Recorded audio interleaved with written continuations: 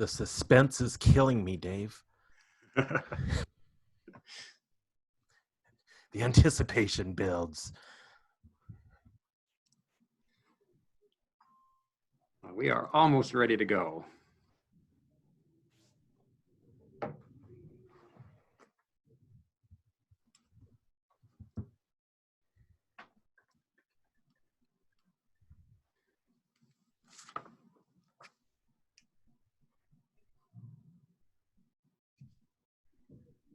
Michael, why don't you unshare your screen now? Sure. I think that should be able to let us start. All right.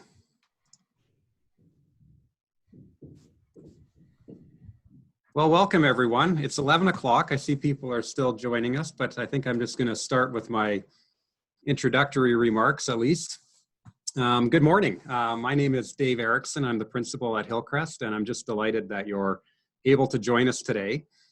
This is, I think, our fifth roundtable of the COVID season. And for those of you who have been around for a few years, you know we normally do these at the zoo, the Calgary Zoo, in the NMAX Conservatory. And so this is a little bit different for us, but we're enjoying it, and we're really glad that you're here as well.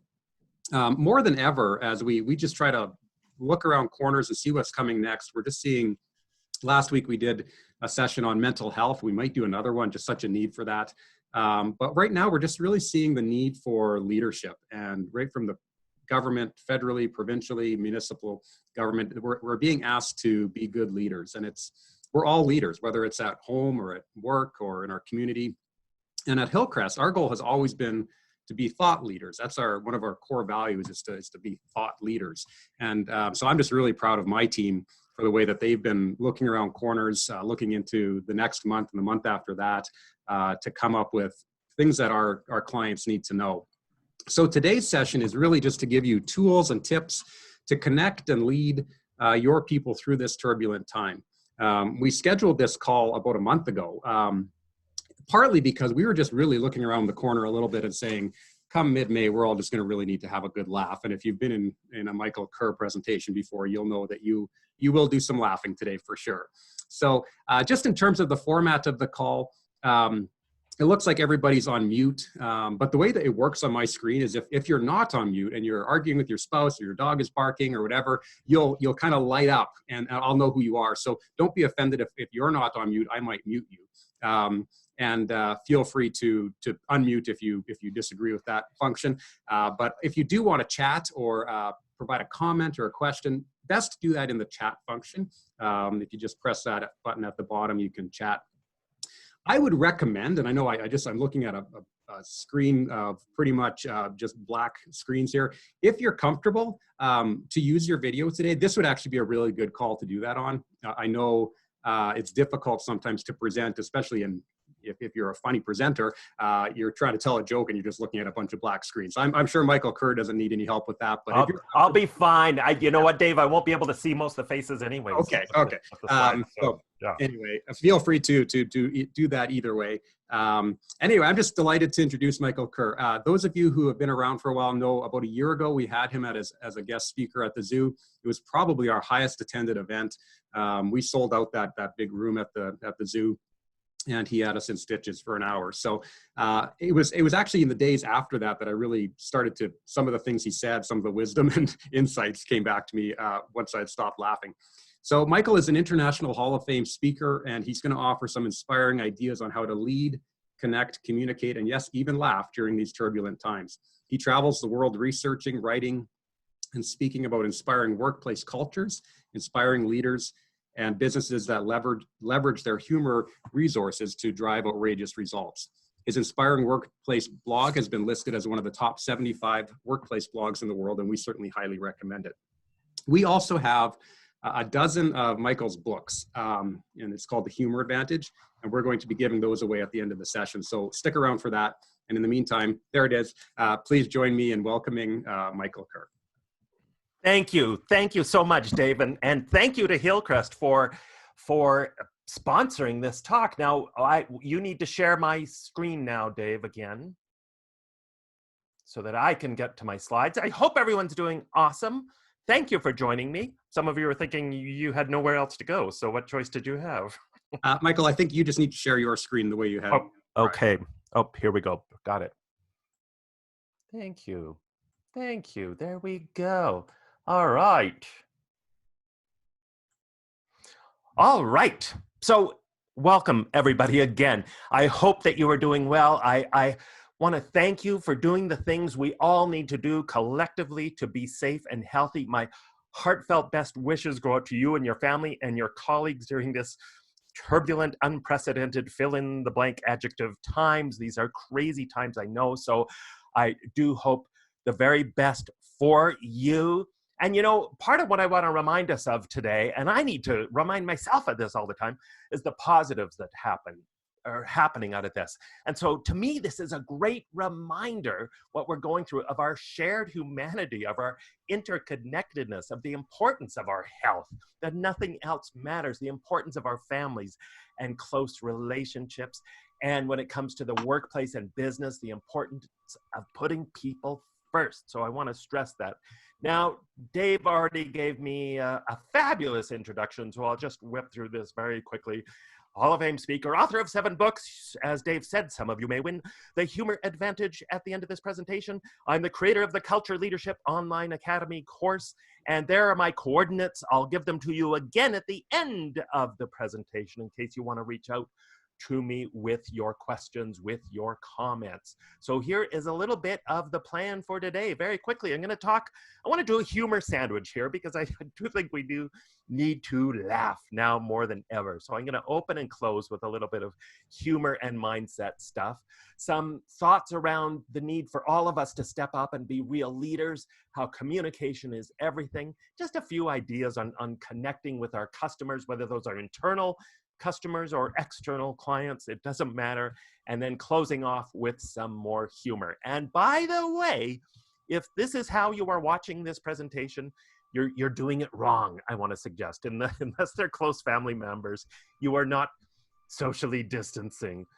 So let's dive in and let's start with the humor because, you know, I've actually had this question from journalists, from clients.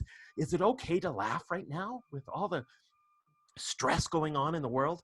And I want to remind everybody that not only is it okay to laugh, it is necessary to laugh. We need to be extra intentional about laughing and finding the funny right now. I love this meme that came out probably within the first week. Please don't mistake my humor for a lack of seriousness or concern. Laughing through hard times just happens to be how I got through my whole life. We have to remember there's a huge difference between laughing at a difficult situation, even laughing at a crisis or tragedy, versus using our sense of humor to help us cope with it and distance ourselves and maintain our sanity in a healthy perspective.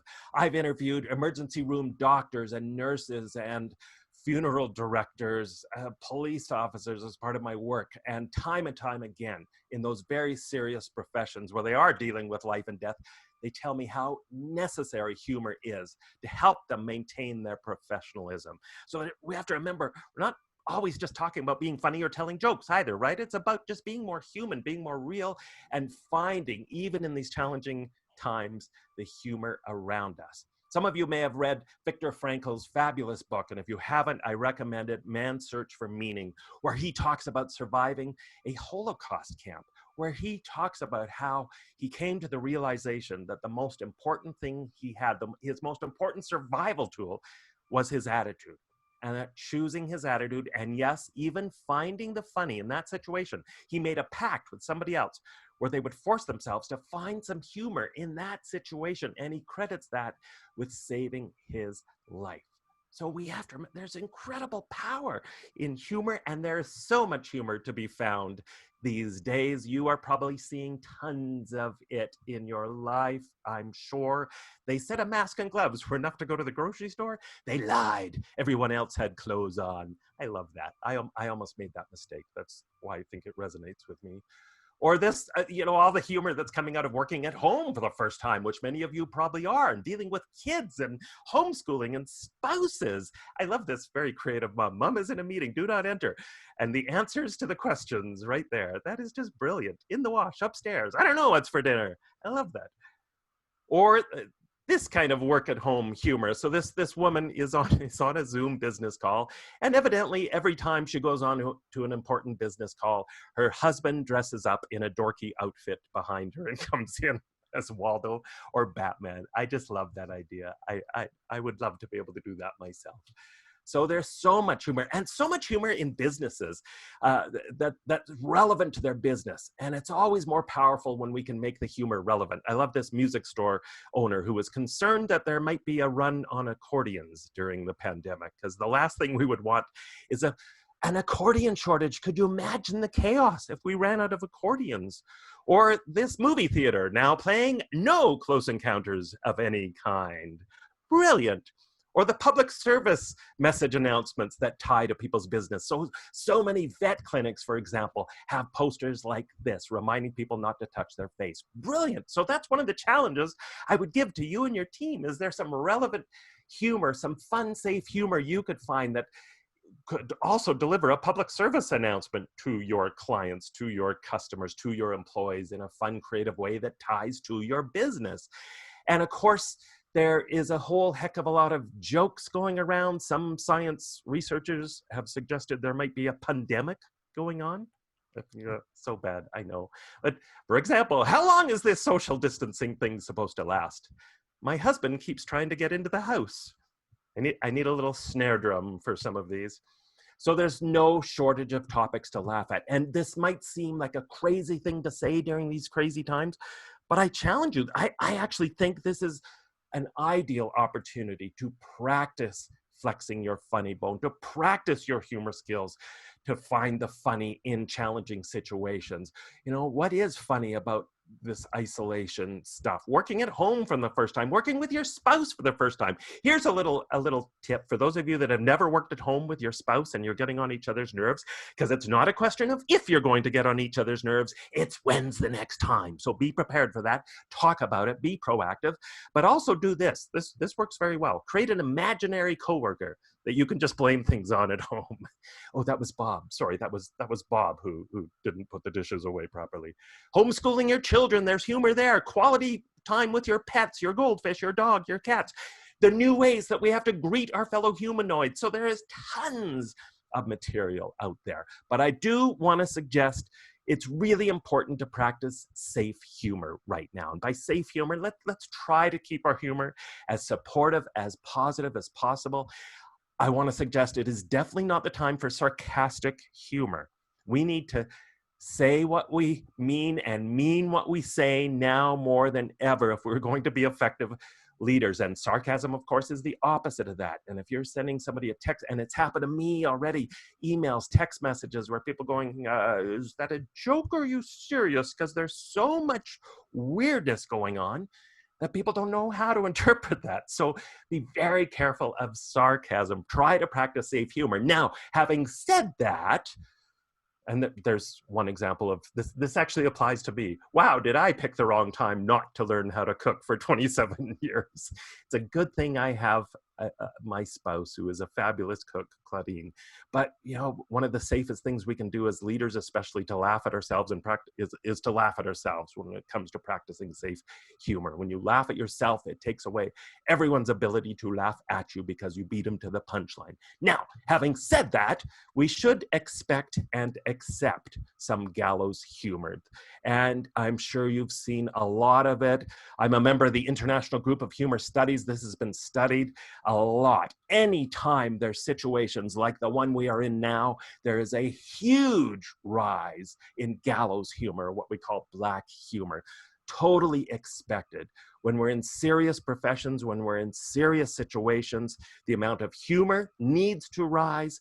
And yes, sometimes the only way people can cope with it is to share gallows humor.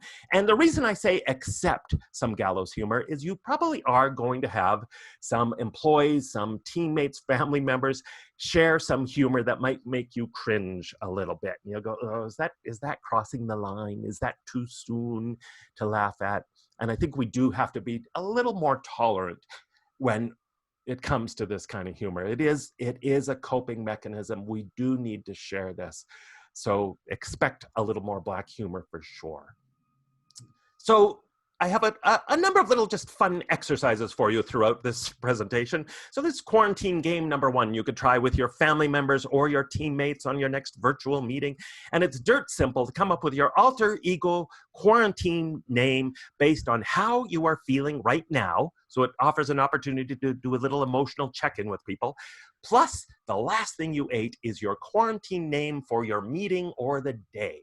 So for example, I had a lovely omelet today. I'm feeling more optimistic today than I have in a while, so I am optimistic omelet, which sounds like the world's dorkiest superhero. But, you know, simple little goofy game to try out. So let's segue from the humor stuff, which is related to our mindset stuff, into some mindset, mental health kind of stuff. And I think it's really important that we accept that there is nothing normal about this. And it's totally normal to feel a range of emotions, sometimes all at the same time. I don't know about any of you. I sometimes go through 17 emotions a day on the Corona coaster ride we're on, sometimes 17 emotions in the same 5-minute span. So I love this tweet I saw early on from Thomas Zimmer here. The weirdest part of this is the strange mixture of normalcy and emergency and feeling like we're constantly either overreacting or underreacting, and sometimes both, right? Doesn't that capture just the craziness of this? So let's all just accept and embrace the fact that there's nothing normal about it. I think we need to start there. But then let's make sure we are proactively and intentionally doing some stuff for our mental health and our mindset. And as leaders, let's be very careful that we're not spreading what I call secondhand stress. As leaders in our families, as leaders in our teams, in our workplaces, in our businesses, you are an orchestra conductor. You set the tone, you set the mood with your behaviors, your words, your attitudes. It's okay and normal to be stressed out and anxious, but let's be careful of how we might be affecting the people around us and making sure we are as positive a model as possible. So we're not spreading secondhand stress, even just by being sometimes frenetic and being busy and being quick with things we know from studies can actually stress people out around us. We know emotions are highly contagious.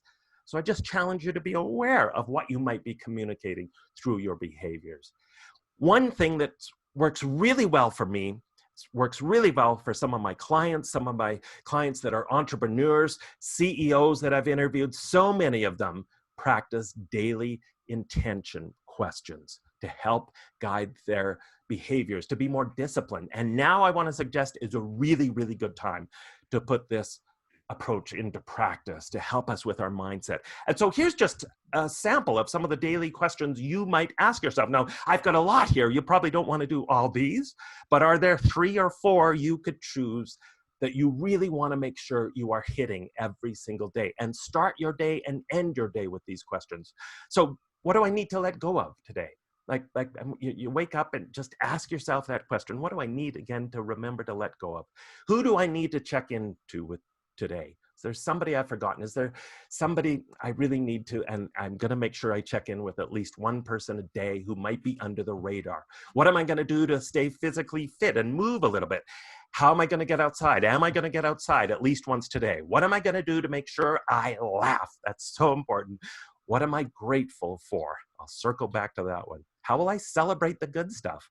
What new skill can I work on today? Just work on, not master, but what new skill that's going to help me forevermore could I be working on?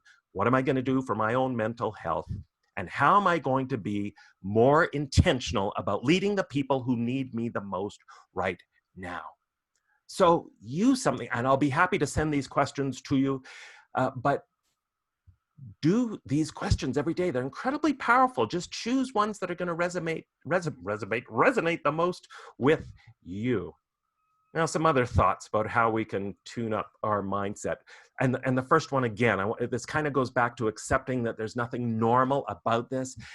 Don't fake it when you're having a bad day. Don't fake it for at least 2 reasons. The first one is when we fake our emotions, and don't allow ourselves to express those emotions, what happens very often is we end up getting even more stressed out.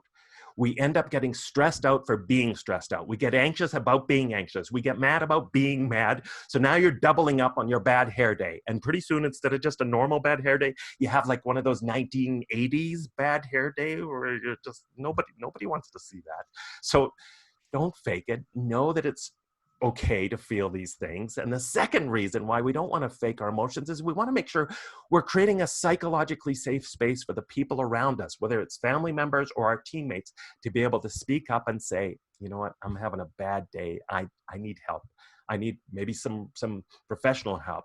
I need some support. I need something. And we need to create that psychologically environment. It's so important right now. Creating routines is so important. We know from mountains of research for our mindset and attitude.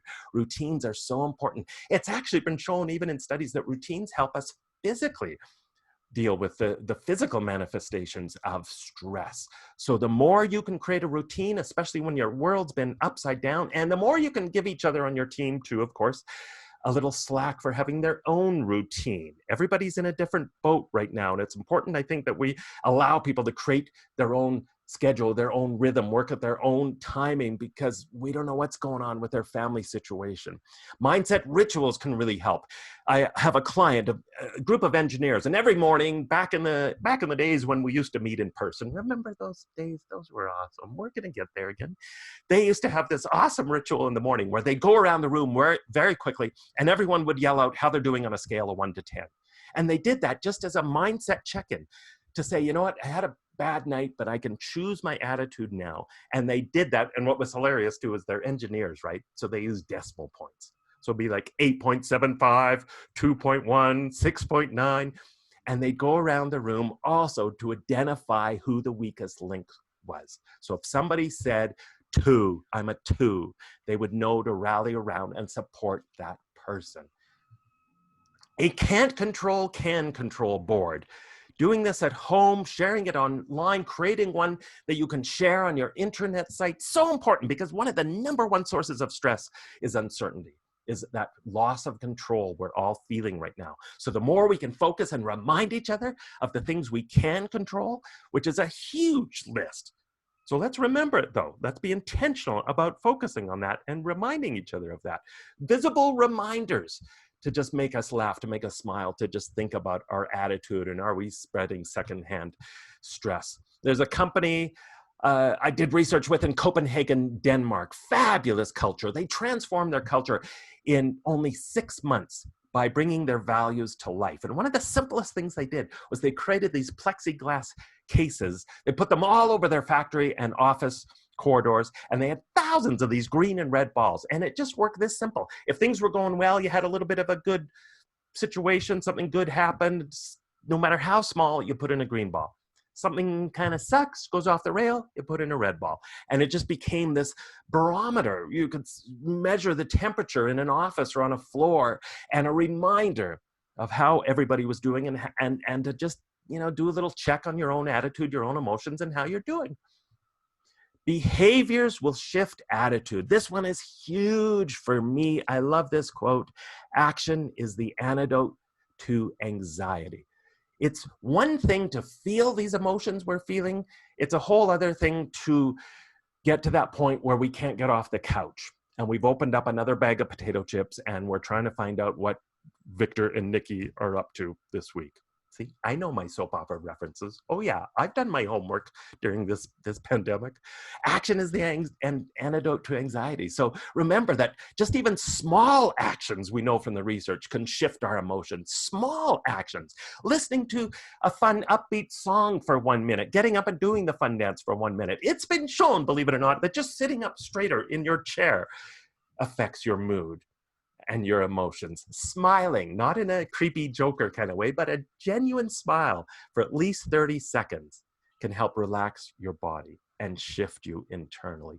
Doing exaggerated movements when you walk has been shown to shift our emotions. So little actions make a difference. And then of course, big actions make a huge difference.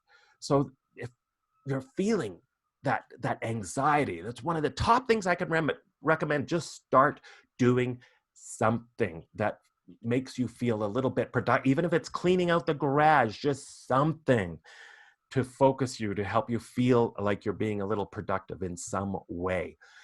Limiting the amount of social media and news right now, I think, is critical. We want to make sure it's important to stay up to date, but let's not OD on it. We have a rule in our house. We do not end the evening with news. We end the evening always with a laugh. So this is a great opportunity to up your humor watching, up your comedy watching. You know, you've got that backlog of comedies on Netflix. Now is the time to dig into them. My wife and I have been killing ourselves laughing at Brooklyn Nine-Nine. If any of you have been watching that, that's our favorite go-to laugh point right now to end the day with. Creating a gratitude journal or ritual is really important. You can start your day with this. You could end your day with this. You could do it at your dinner table if you're quarantined with your family, isolated with your family. You can do it in your virtual meetings. You could do it once a week in your meetings. We know from a mountain of research, though, a mountain of research, that one of the single biggest boosts to our levels of happiness, and this is in a Yale happiness course that I'm taking right now too. It's a free course you can take from the Yale University on happiness. They stress this as well, that this is one of the single biggest ways to boost our happiness, and the impact lasts a long time. Starting a humor journal where you ideally write down 3 things at the end of every day that you are grateful for. They can be so small, it doesn't matter, but keep track of them. Creating a good news file, similar to that. There's so much good news, creative stuff that's happening in the world. So collect it, share it with your team, tons of stuff. Shifting the 3 Ps of pessimism. Martin Seligman, I wrote about this in my e-zine for those of you that are subscribers this week. He's known as the father of positive psychology. He wrote the book Authentic Happiness. He talks about how pessimists, when we're dealing with difficult situations like this, tend to think in 3 different ways. And they all start with the letter P, conveniently enough. They tend to think that this is permanent. So we need to train our brains and communicate with the people around us to reframe that pessimistic outlook to a more optimistic outlook. So we have to remind people that as long as this feels like it's been and may continue to be, no, it's not permanent. We don't know when we're going to get out of this, when the new normal and what that's going to look like is going to be, but it's not going to be permanent. We have to remind ourselves that we will get through this. It is not personal. So pessimists tend to think whenever they have a setback that it's just affecting them, that it's all about them, that life has dealt them a raw hand. Well, this one's easy, I think, to reframe, because we have to remember, yeah, we're all in the same storm here going through this. Everyone has been impacted by this. The virus does not discriminate based on anything. So it's not personal, of course, and we have to remember to celebrate our shared humanity, I think. And it's not pervasive. So pessimists tend to think when something bad happens, when they have a little setback in their life, and those of you who have teenagers at home, you can probably relate to this, right? You're the teenager who comes home from school and slams the door and says, my life is over. It's ruined. The rest of my life, right?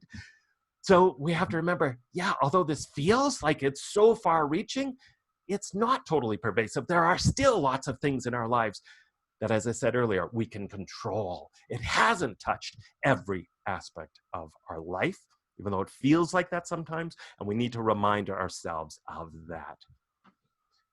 Intentionally shifting from a loss mindset. So again, when we have those negative, pessimistic kind of thoughts where we start to focus and wallow on, I can't believe I still can't see my office mates and go back into my office. So we're focusing on what we've lost. So let's consciously try to spin that around, reframe it. You know what? I'm just so happy knowing that my family, my colleagues, my customers, my clients are safe, and that we're doing what we need to do to keep everybody safe. So flipping from a loss mindset to a gain mindset. And then part of this mindset stuff too, I don't know if you found this, I'm better now than at the start of this, but boy, squirrel brain on steroids, right? Some of you can probably relate. So a few just quick tips to avoiding squirrel brain. Again, those routines really help. Have a structure that's going to work for you. Create a structure. Taking regular breaks, and all the research says we need to take way more breaks than we normally would during this time. So important. Even if they're just small breaks, get away from the screen, get away from your computer, walk around, even if it's just 5 minutes. Absolutely critical. reducing unnecessary distractions. Some of you are dealing with so many distractions at home. I know. I bet if we took everyone off mute, Dave, we would hear all sorts of possible distractions going on in the background. So the more you can reduce those distractions, of course, the more you're going to be able to focus when you already have so much internal distraction going on, right?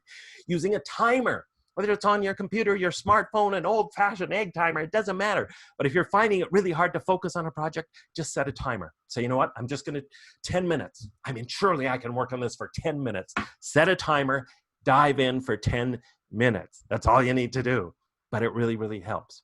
And then this has really helped me too, having a plan B. So you've got all your work stuff, maybe your priorities, but maybe some of the cerebral stuff, the stuff that takes concentration.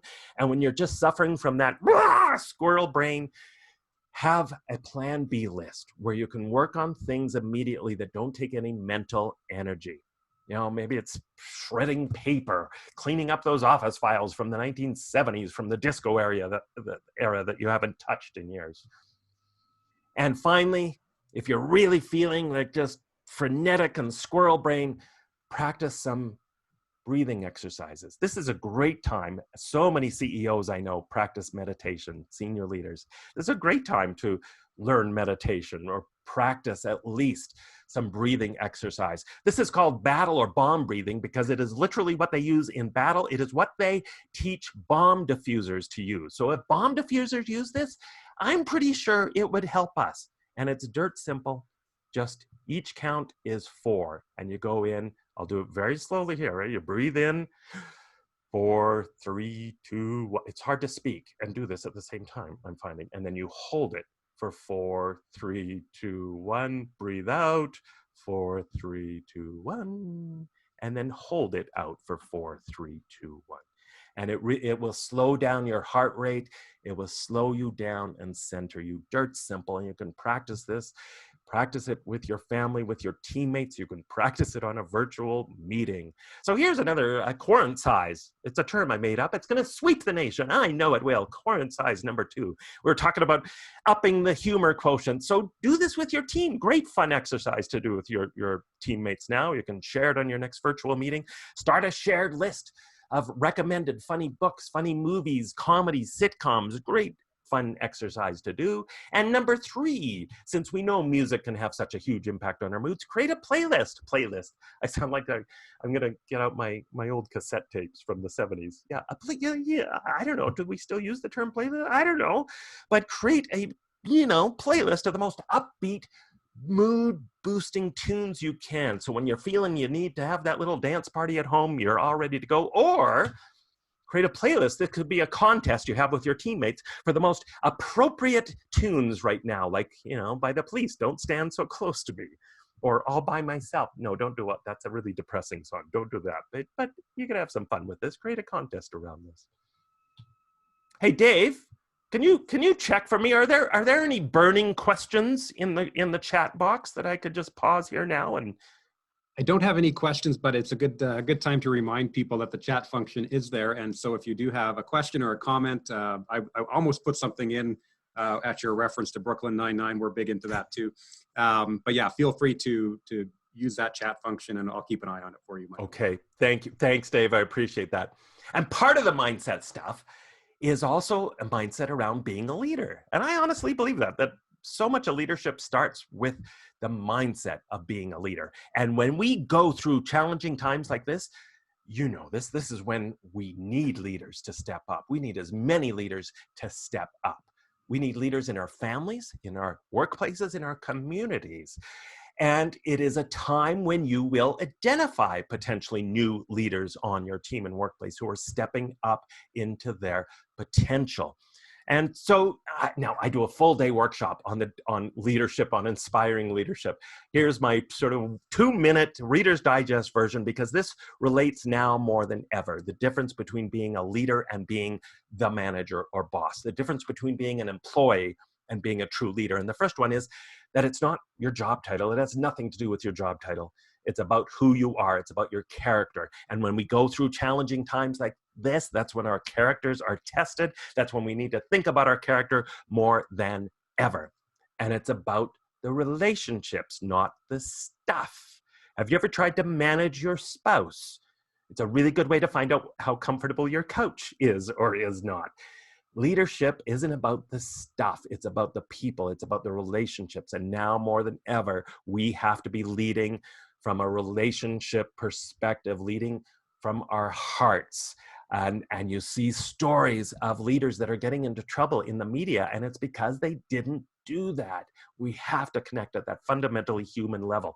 It's about thinking long-term, and boy, do we need to think long-term right now. And so here's one of the simple challenges I give you as you're perhaps doing new things, learning new skills during this time. I challenge you to not think of them as a waste of time. Not think of them as short-term things that, oh, geez, I have to learn all this stuff. And then what, 3 months from now, we're going to be back to normal and I won't need to know this stuff. I want to suggest to you, everything you're probably learning right now will carry you through for the rest of your life potentially. And our skills, whether they're technical skills with the virtual stuff or mindset skills, these are things we have to learn in the long term. And so think about stuff you're doing now and think about how you do want things to change in the future, perhaps. This is a great time to challenge yourself. You know, what good has come out of this in terms of our culture? And what do we want to stick with? How do we want things to change 6 months from now, a year from now, when we go back to a greater semblance of normalcy? Leadership is about seeing the big picture. So again, it's about putting on that leadership hat and thinking about not just your own job, your own department, thinking about your entire organization and your community even, and how everyone is impacted and how you can step up and help with that lens on. And finally, being a true leader in my books, as I talk about this so much, is thinking about how you're impacting your culture. What is your piece of the pie when it comes to you influencing your culture? And part of that for sure is making sure we're living our values out loud. One of the most important values right now that is being tested is trust in the workplace. And remember, it's so easy to live our values out loud when times are rocking, right? When we're partying like it's 1999, hey, pretty easy, right? It's during these times that our values get tested, when your employees and your customers are watching you to see if your actions are matching your words. And it's a really, really important time to think about our words and actions that might be eroding trust in some small way or big way perhaps, and what are our words and actions doing that are going to help us support trust in the workplace. And a huge thing we know we have to do in terms of focusing on our culture, focusing on building trust and leading with that leadership mindset is communication. It is everything, especially right now. And we know from research that leaders tend to grossly under-communicate during intense periods of change or a crisis. So we have to invest in communication now more than ever. We have a lot of our employees perhaps feeling isolated, even abandoned. You know, we have to find that line when it comes to trust and micromanaging. We don't want to be micromanaging, looking over our employees' shoulders every 10 minutes just because they're working at home, because you probably didn't look over their shoulders every 10 minutes when they were working in the same building as you. But at the same time, we have to make sure we didn't just leave them to their own devices. I'm pretty sure that's called abandonment. So let's make sure we are communicating relentlessly. Let's set up some communication ground rules. This is one of the biggest things in my surveys that I'm doing that are bugging people, is they will get a text or an email on a Sunday night from their boss at 8 o'clock. And they're like, it's Sunday night. Do I have to answer this now? Like, are they expecting a... So set up some ground rules about how you're going to communicate. Is text okay? How do people prefer to be communicated with? Is it okay to pick up the phone? What hours are you going to communicate with? What is the expectation in terms of a response? Remember that during difficult times, timeliness matters a lot. So as soon as you know something, make sure you communicate it out there. I think somebody, I'm hearing somebody in the background. Does somebody need to put their mute on, Dave? I did do a mute there. And we do have a question here. Just okay, sure. Do you have any activity suggestions to engage the workplace social club? And that's very similar to a question that I had, just in terms of maintaining culture while remote working. Okay, yes, and I'm gonna get to a few things that might answer that. But if I don't get to exactly what you were looking for, please reach out to me afterwards, and I will absolutely send you some thoughts on that. So regular check-ins are important, absolutely important. And one of the things we can do, I'm a huge fan of these back in normal time, BC time, of daily team huddles. So many of my clients rave about these. So many great organizations do these. Now, these are huddles, not meetings. So short and sweet, same time, same agenda. Many of them, they're 5 to 10 minutes. That's it. Nurses Next Door, for example, 7 minutes long. 1-800-GOT-JUNK. I think they're 7 minutes as well. They've got it down to an art form and no chairs. That might be tough if you're doing virtual daily huddles, but I think these can be brilliant. It just serves as a checkpoint, a quick touch point, a communication point. Absolutely so critical. One thing, we have to remember the importance of back in the olden days, we used to have social hours, as we were just talking about, Dave, and coffee and water cooler chats. Well, we still have to create those opportunities, I think. So remember the importance of scheduling virtual just coffee meetings where you don't necessarily talk about all this stuff, where you get a little break from it, but still connect socially with one another. I'm sure many of you, as I have with my professional colleagues, are doing Zoom cocktail hours and all that good stuff. It's also a great time to try out the idea of random coffee dates, where everyone's name goes into a random name generator and you spit out names and those two people meet up for a virtual coffee. So then people who maybe don't ordinarily connect have an opportunity to get to know each other a little bit and connect. And it's a great way for exchanging ideas as well across departments. And injecting some humor is so important. I'm going to talk about that in a little bit in terms of some things we can do in our meetings. But again, so important that we make sure when we're communicating, let's make sure we're keeping it light and having a little bit of fun in our meetings. This is the CEO of Beryl Health Call Centers. They have a remarkable culture. Many call centers have a 400+% employee turnover rate. Theirs is about 12% because they focus relentlessly on their culture and on bringing fun into the workplace. So he's wearing a goofy wig here. He does this video a week. He was doing this for years and years. Well, now is a great time to practice doing perhaps some video communication with your team. He's done this for years, where he does a Friday video message to employees, and he always had some humor into it. Employees ask him questions, and sometimes they're personal questions, like relationship questions. So he takes the time to answer those even.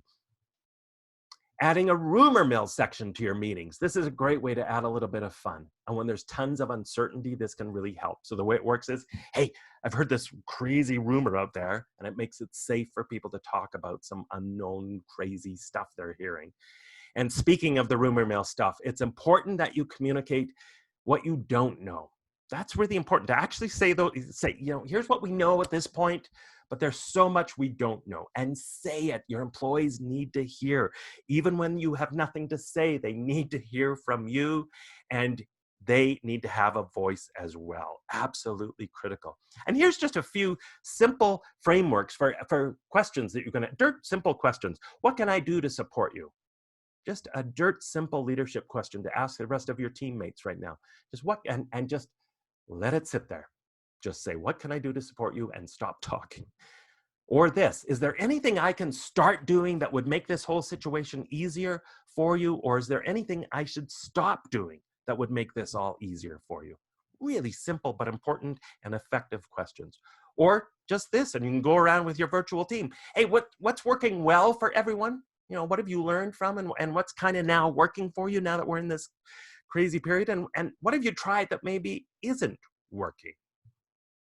And so core size number 4, during your however often virtual meeting, have everyone share the funniest thing that's happened to them since your last meeting, or just one piece of positive news. A lot of my clients do this and they rave about it, especially if they stick to it. Don't just try it once. You got to work at this stuff and turn it into a tradition. And speaking of fun communication, there are so many fun ways you can communicate. Now, hopefully this video is going to work and the sound will work okay, but this is just as, I've been doing this with some of my clients and stuff. Talking Pet app, $3.99 to reach out to some of my clients, some of my colleagues in goofy ways. So, and $3.99. It took me 30 seconds to do this video. So there we go. Hey everyone, it's Ralphie here, one of the trusted advisors at Hillcrest Financial. Okay, maybe not one of the trusted advisors so much as the office pet, but I'm like a trusted advisor. I'm loyal, I'm friendly, I'm approachable, I'm a good listener, I like to have my ears scratched. So let us know if we can do anything for you during these challenging, unprecedented times. Like maybe scratch your ears. Again, okay, maybe that's just me, but let us know what we can do. So, a little goofy, a little silly, but hey, now's a good time to be a little goofy, a little silly, I think. So, when we're talking about now, just a few thoughts on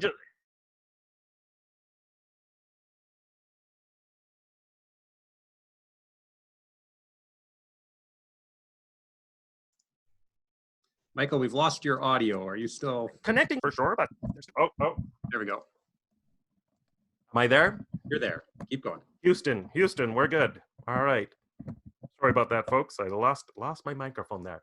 So, just a few thoughts on checking in with our customers. Now, a lot of you, I know, they're internal customers, but they're still customers. Some of your most important customers are sitting right in your office building, right? Or whether they're external customers. Just a few thoughts on just how do we connect with them. So my first thought is just this. Just make sure you check in with them with no other motivation other than to say, how are you doing? I'm thinking about you. That's so important. Then the other thing I suggest, though, is not just checking in with hey, let us know if there's anything we can do to help. Because sometimes that's nice, but sometimes people don't know what they don't know, or they don't know what it is you might be able to help with. So checking in with a couple of just simple suggestions that maybe they hadn't thought of. Hey, let us know if we can do anything to help you during this crazy time. And here's a couple of things that maybe are on your mind, and plant those seeds. This is a great time to reach out and ask questions, to do polls, to do surveys. Some people have more time now than before to maybe answer some of these polls and surveys, to just check in with them and see how they're doing and what it is you could be offering them, not just right now, but again, with our leadership mindset, what do they need in the future when they come out of all this? Creating fun contests. Again, you can do this with your employees or your clients or customers. There's a hair salon. I love this, and it ties into their business, of course. They're doing a show us your worst pandemic hair. I think I could win that contest if I entered it. I'll show you maybe towards the end. So creating fun contests, reaching out just to have some social storytelling events, coffee events with your clients, with your customers, even if it's just a drop-in kind of event. And getting creative. This is such a great opportunity for us to be flexible and try new things and be a little creative. Maybe some of you have heard about this idea. This is just so goofy, but there's a farm in California, and you can actually hire a goat or a llama to attend your Zoom meeting. Like, how goofy is that? So they pivoted, to use the cliche word, and figured this out right away so that they can still make some money for their farm, and it goes to a good cause, and it's just goofy, so they've gotten free publicity all over the world for this. Figuring out how you could surprise your customers or clients or employees in some way. Let me give you a dirt simple example. A friend of mine, a speaker, he had a dentist appointment coming up next week, of course, that he couldn't go to. But he gets a ring at the doorbell. There's nobody there when he opens the door, but there's a package there on his front stoop. And it is a dental cleaning kit with floss and a toothbrush and toothpaste and a little note saying, hey, just because we can't see you in person, we're still thinking about you. And don't forget to floss every day. How awesome is that? And now, why wouldn't we keep doing that kind of cool stuff even after this is all over? That made such an impression on my friend, and he's telling everybody about it. So what could you do to surprise folks? Since the world has moved online, it's also a great opportunity to surprise them on our websites or on our shopping cart. So if you go to O'Reilly Auto Parts and you type in the search box 121G, this is what shows up. It is the time-traveling flux capacitor machine featured in the classic movie Back to the Future. Of course it doesn't, it's just buried in their website. They don't talk about it, right? You just kind of have to know this or learn about it. Here's the deal though. Not only is it a great fun surprise for the customers, they have again gotten free publicity all over the world because of this, because it's so goofy. So look for these opportunities to put humor to work with your customers, with your clients, and of course, back with yourself and your team. So I promised you a humor sandwich. Let's end with a little humor with my 3 R's of putting humor to work in this crazy times. And I want to remind you, humor and laughter is a triple threat. It changes how we think about something. So there's a cognitive shift, there's an emotional response when we tap into our sense of humor, and there's a physical response when you laugh. We know laughter is good for us. It lowers your blood pressure. It increases oxygen going to your brain, and oxygen going to your brain, highly recommended. According to a Simon Fraser University study, laughter works faster to relax our bodies than either Valium or vodka.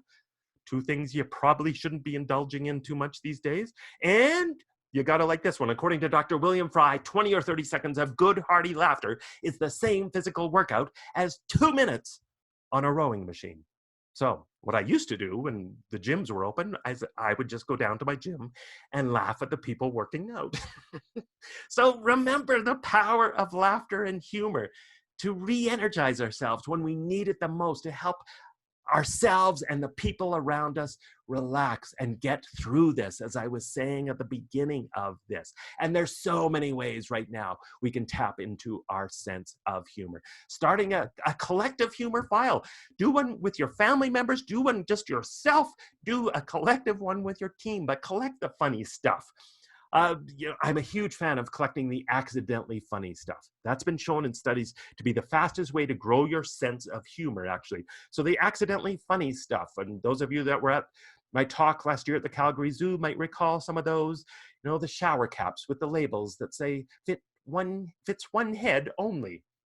Or church bulletin boards, don't let worry kill you, let the church help. Or Christmas lights for indoor or outdoor use only. I have hundreds of these because I started a humor file. So this is a perfect time to do that. Use some fun props and noisemakers in your meetings. There's so many things you can do. I have these little whiteboard signs, right? So, I can put people's names on it when I'm on mute. You can vote with them. They're just little handheld with the dry erase marker. You can vote with a number on them. How's everyone doing? Or fun sound makers. This is perfect for virtual meetings. So if something weird happens, or you want to celebrate something, or you need a little thinking time while you're doing a poll. So lots of stuff you could do. Just fun, goofy props. Somebody does a bonehead kind of thing, they're ready with this, right? This is a great time to connect with your employees, your teammates, family members. I am a big fan of doing this all the time. And some of the most successful companies that I've researched around the world, they're a huge believer in connecting with employees' families. And they say that's one of the #1 things they've done to reduce employee turnover rates and to make people feel more connected and loyal to their business. Well, now's a perfect time to introduce everyone's pets and kids and family members, whoever might be under their roof right now. Celebrating those offbeat theme days. So today, for example, is official Dance Like a Chicken Day. I don't have my rubber chicken here. And it is official Caesar Day in Canada. The Caesar, invented in Calgary in 1969. It is Canada's official drink. So celebrating those offbeat theme days. I put them all on my website, www.mikekerr.com. Tomorrow is Virtual Assistant Day.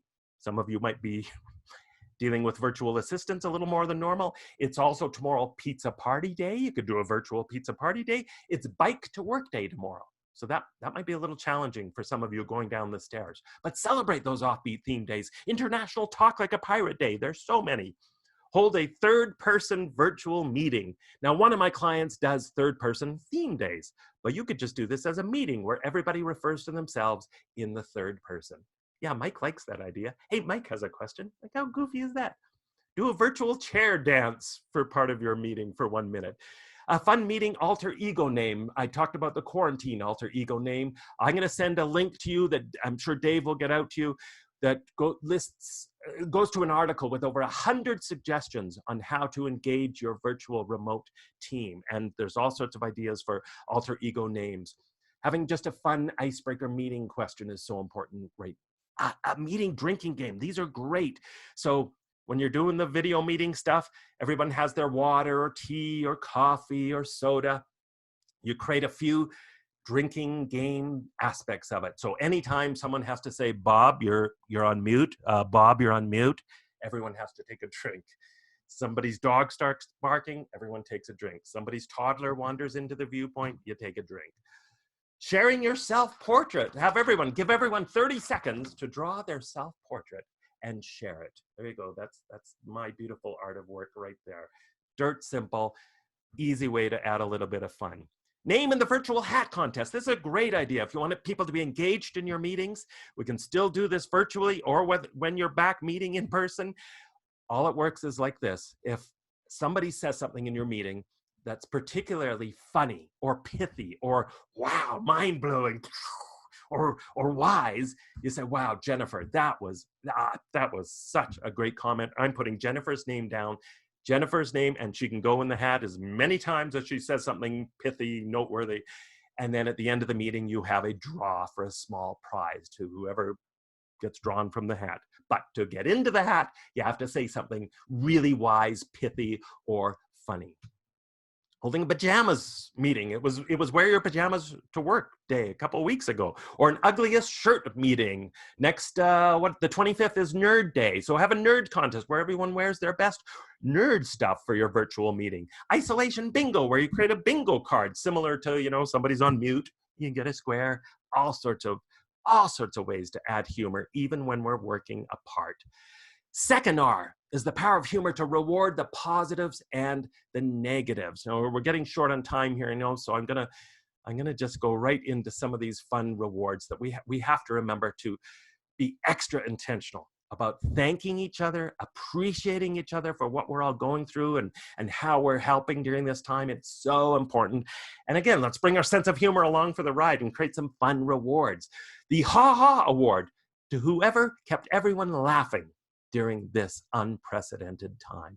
The Houdini Award to whoever made a big problem magically disappear. The I Got Your Back Award for whoever best looked out for all of your teammates, for their mental health, for their well-being, for their family's well-being. The Pundemic Award for the best punster during all of this. The Golden Platter Award. This goes to whoever had the most on their plate. They were homeschooling 8 children. Their in-laws were staying with them, got stuck with them. They're trying to, 2 jobs. It's just chaos. They get the Golden Platter Award. The UFO Award. This goes for the unidentified funny object in a virtual background in a meeting. What's the weirdest object somebody can spot? They get a prize either for spotting it or the person who has it can get the prize. The Home Alone Award for whoever best adapted to working home alone. Again, the Virtual Bonehead Award, because we're all going to screw up doing this virtual thing, right? So give it a Virtual Bonehead Award because we want to celebrate not just the positives, but the negatives. So we want to reward people for having those stressful experiences so they feel better about them. The Hairy Beast Award for whoever, again, ends up with that most pandemic of all hairstyles coming out of this. So look for opportunities to reward, celebrate, appreciate, and again, remember, out of sight, out of mind. So be extra intentional about making sure you're not missing your colleagues' birthdays or work anniversaries or milestones, whatever it may be. We still need to celebrate it. In fact, it's even more important now, I think, to celebrate those. And then the last R, the power of humor to just mentally help us reframe things. We have to remember that stress is not caused by the stuff that happens to us. It is our interpretation of the stuff that happens to us. Stress is in the eye of the beholder. Fortunately, so is our sense of humor.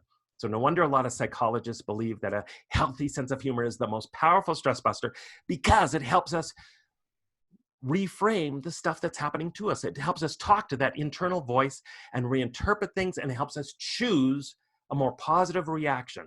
And it reminds us that no matter what we're hit with, we have the power to take a time out and choose to reframe it and find a little bit of humor, even in difficult situations. Barney's Motel, Brandon, Manitoba. He humorized his whole operation. Sales went up by 30%, he claims, when he put more humor into his business. And so he reframed a very stressful event. He had a fire at his motel, so he changed the highway sign to read, great deals on non-smoking rooms. Which I love right now. Of course, he still had a horrible day, but he said doing something that outrageous just helped him get over the hump of what was otherwise an awful, awful day. And lots of ways you can practice reframing this situation. Doing the old, okay, you know what? The situation is bad, but it could be worse. And then exaggerating how it could be so much worse to give you that healthy perspective, to make the people around you laugh because you're just so silly with your exaggeration. Doing a contest with your team, the top 10 good things about being physically isolated, and see who comes up with the funniest list. Or the old comedic formula, the bad news is, but the good news is, and then force yourself to find the funny. You know you've been in isolation too long when, fill in the blank, another great contest, or just mindset thing to work on yourself. So, winding things down, the 3 R's again were relax, reframe, and reward. You practice humor really, really has the power to shift things for you, for your family, and your team. And again, I want to remind you the importance of doing some of those mindset things, those mindset rituals, the importance of putting on that leadership hat, the importance of communicating relentlessly with your team and with your family, the importance of not just what you say though, but how you say things. The importance of maintaining trust matters now more than ever, and some fun ways of connecting and communicating with your customers and clients too. So think about those things that you can do. Think about how this provides us with an opportunity to be more creative than ever, to try some really, really outrageous creative things. And a simple framework to use with your team too when you're talking about some of these challenges is the old wheel of change formula. And you just ask 4 simple questions. Hey, folks, what do we need to remember to keep doing during all of this? What do we need to start doing or create? What do we need to stop doing? And what do we need to learn to live with? Dirt simple, but this is a really powerful tool to just frame a conversation about where you're at. And then finally, I said when I introduced the daily questions that you should end your day with these questions too. So again, a quick reminder, all those questions. So at the end of the day, ask yourself in past tense, how did I do? Did I do these things? Again, choose 2 or 3 or 4 that are going to work for you. Incredibly powerful if you put this into practice. There are my resources. I will make sure these links, because I know you can't click on a link right there, will get to you so you have some other resources for you. Dave, are there any questions I could answer right now that are pressing? I know people may have to go, and if you do, thank you for hanging out with me. Thank you to Hillcrest Financial again for sponsoring this. And please do reach out. My email's there, mike@mikekerr.com, if you have questions that I didn't get to today. But Dave, if for those people who want to stick around, I'm happy to stay around for a few minutes and answer any questions. And you were going to give away some books possibly? Yeah, so we are coming to the end. Thank you so much, Michael, for that. Anytime you said dirt simple, I wrote all that down. So that was really good. Some good nuggets of wisdom there. Thank you to everybody who was here. Yeah, so we have these books to give away. This is what they look like. They're The Humor Advantage by Michael Kerr, who is our speaker today. It's a fairly easy read, pretty short, and a really funny, good book to read. We have 12 of these. So the deal is that the first 12 people who email me with the 3 R's that Michael referenced. So Michael may want to just repeat them, but in addition to the book, we're also going to throw in some special Hillcrest socks. Now, these are special, made in Italy, combed Egyptian cotton, so that's fancy. Great for Saturday morning reading, also gardening and painting. I'm wearing these today. They're very comfortable. If you don't want them, you're going to get them anyway if you get the book, so you can just feel free to give those away. Please do keep sending us your ideas. Next week, we're going to have Michelle Berg come back. She was in our first roundtable, and this is based directly on the comment of somebody who was in a webinar we did, wanted us to do something on work and the future of work. So right now we're working remotely because we have to, but what happens when we start to come back or people decide they don't want to come back? So she's going to look at the challenges in running a remote workforce, legal considerations, performance management issues, some communication and connection tips. and future predictions and policy considerations. So that's going to be May 21st. I'm going to work on getting that invitation out to you probably this weekend, so watch for that. Thanks again. If you haven't signed up for our Hillcrest at Home newsletter, please let me know. We can certainly do that. And then you can get that. It's kind of a cheeky, humorous look at what we're all doing at home during this time. So that's it for today. I know we've kept you a little long. Thanks for being with us. Thank you, Michael, for your wonderful presentation. Please do stay tuned for the other invitation that we'll be sending out shortly. Have a great day, Awesome. everybody. Thank you, Dave. Thank you, everyone. Thank you. Yeah. Bye. Remember to relax, reward, refrain. There you go. Perfect. Thank you, Dave. Thank you. Bye-bye.